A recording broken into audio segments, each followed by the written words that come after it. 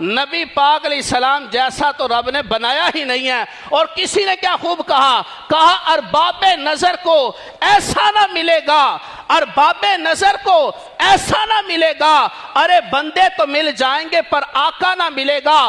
تاریخ اگر ڈھونڈے گی ثانی محمد، ارے ثانی تو بڑی چیز ہے، سایہ نہ ملے گا۔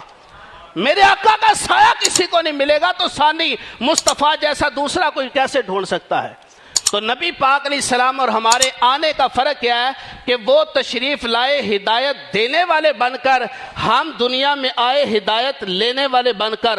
حضور دنیا میں تشریف لائے قرآن سکھانے والے بن کر، ہم دنیا میں آئے قرآن سیکھنے والے بن کر۔ حضور علیہ السلام دنیا میں تشریف لائے ایمان دینے کے لیے، ہم دنیا میں آئے ایمان قبول کرنے کے لیے۔ حضور علیہ السلام دنیا میں تشریف لائے اللہ کی وحدانیت پہنچانے کے لیے، اور ہم دنیا میں اس لیے آئے کہ اس وحدانیت کو قبول کرنے والے بن جائیں۔ نبی پاک علیہ السلام اور ہمارے دنیا میں آنے کا یہی فرق ہے کہ آپ رحمت للعالمین بن کر آئے ہیں، ہم آپ کے غلام بن کر آئے ہیں۔